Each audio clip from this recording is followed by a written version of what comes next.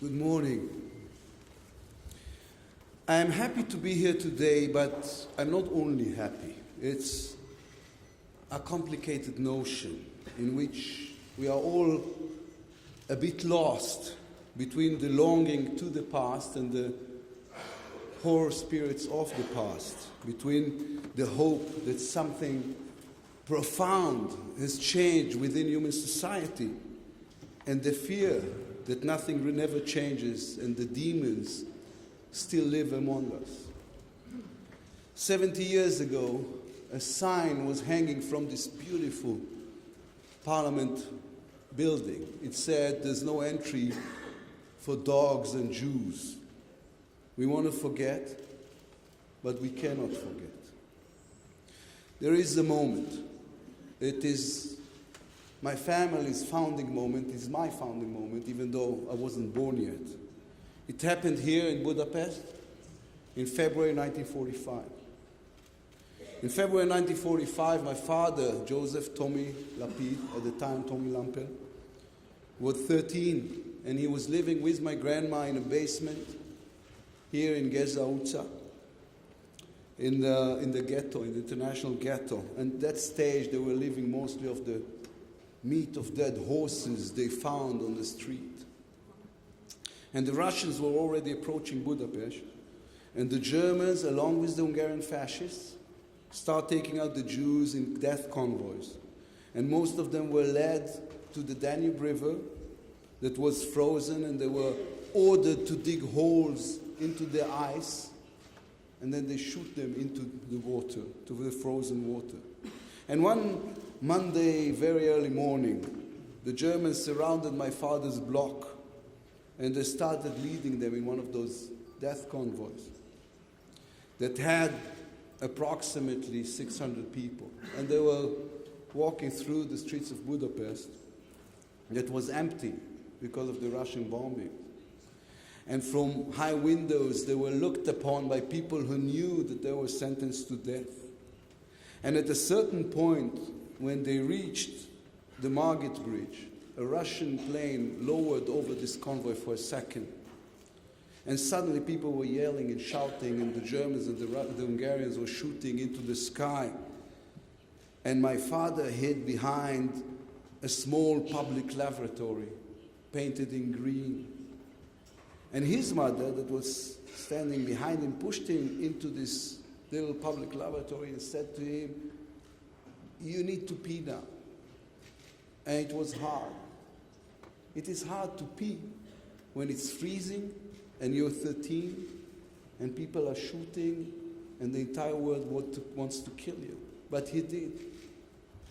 And she closed the door behind them, and the convoy left. And 10 minutes later, from those 600 people, 598 people were dead under the ice in the Danube River. But my father, except for my father and my grandmother, who were standing in the street alone, and they were free. And they were free, and the entire world was open to them. In the American Midwest, there were thousands of miles where no one lived in. In Australia, over the Australian bush, I once flew over the Australian bush. You can fly for 3 hours without seeing a single soul. Paris was already liberated. London was, of course, free. But my father, a 13-year-old kid, had nowhere to go to. He had nowhere to go to, and therefore they just went back to the ghetto, to the same basement, hoping only that the Russians will come before the next death convoy will take place. Many years later, I went with my father here to Budapest, and we were just walking down the streets, and suddenly he stopped, and he started crying. And he was saying, "Yeah, look, look, look." And I was looking, and there was nothing there, just an empty street. And he said, "No, you have to look, look." And I looked, and there was nothing there except from a small public lavatory, painted in green, which is still there. We went there yesterday. It's painted in gray now, but it is still there. And he told me after he relaxed a bit, he said, this is it. This is the place my Zionism was born. This is the place I was reborn. This is the place you were actually born. Because this is the place I realized I always have to have a place to go to. I need to have a place to go to. And we were standing there, two grown men, stroking the green wall of this public lavatory. And the pedestrians on the street were skirting us carefully because they thought we were nuts. But we were not nuts. We were a statistical error. He was supposed to be dead, and I was supposed not to be born. And yet we were there against all odds. Two men who just have to have a place to go to. When my father went back to the ghetto, he met there another young Jew by the name of Tomasz Peter Lantos, who was a member of the anti-Nazi underground and smuggled to the ghetto medicine and food, risking his life day after day in order to help others. And there in the ghetto, Tom met Annette, who is here today with us, who is a daughter, Katarina. And from the inferno, a family was born. A few months later, the war was over, and my father went back to his hometown and discovered that his father died in the concentration camp of Mauthausen, and the majority of his family was exterminated during the occupation. And Tom Lantos went back to his home and found that his mother died, and the majority of his family was slaughtered. And all, in the 10 months of the occupation, Nazi occupation, 450,000 Hungarian Jews were killed. I'm a guest in this house, and guests are not supposed to embarrass the hosts.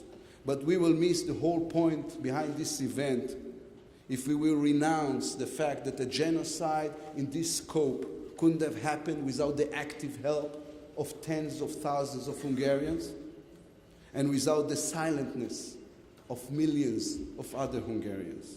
There is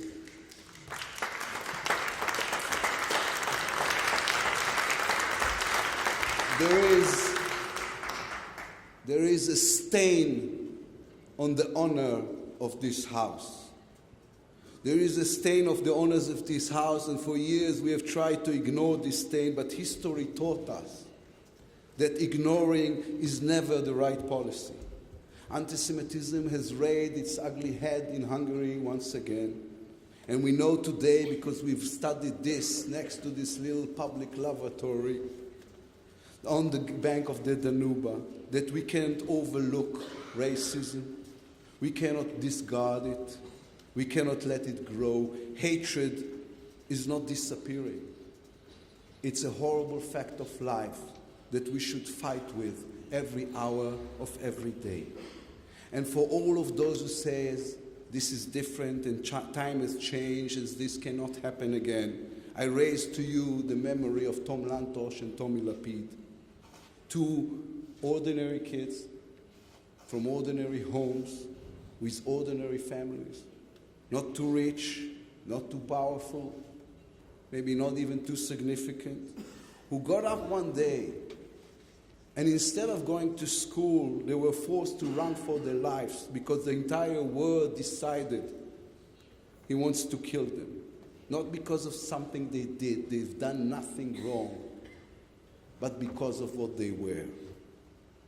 Tommy and Tomasz remained friends for the rest of their lives. Tommy has become the Minister of Justice of the State of Israel, and Tomasz became the chairman of the Foreign Committee of the United States Congress. And they died within months of each other in 2008.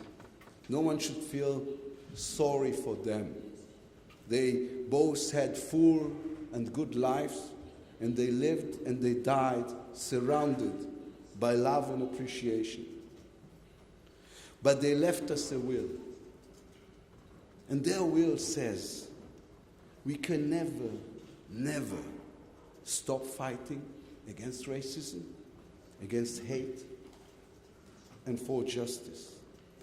In an interview Tom Lantos gave a few years before he died to the Spielberg Foundation, he was asked, what should the next generations study from the Holocaust? And he said, it is very simple. We are our brothers and sisters' keepers. We cannot be bystanders. The prime obligation of every human being is to speak out against injustice committed against any other human being. And the more different that human being is from you, the greater is your obligation to defend him. These words should echo forever in this house. This house has to get up every morning and say again, this will not happen again. Jews will never die again on Hungarian soil just because they are Jews. We are and will always be obligated. Thank you very much.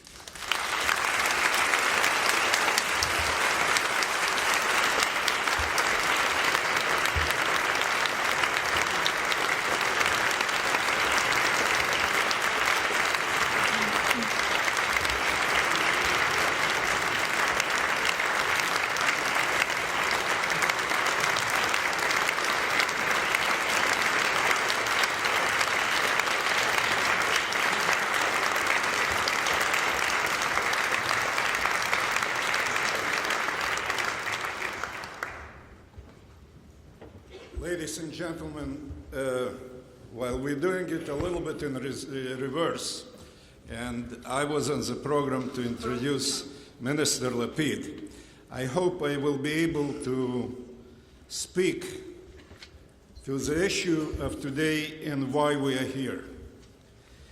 And first of all, on behalf of the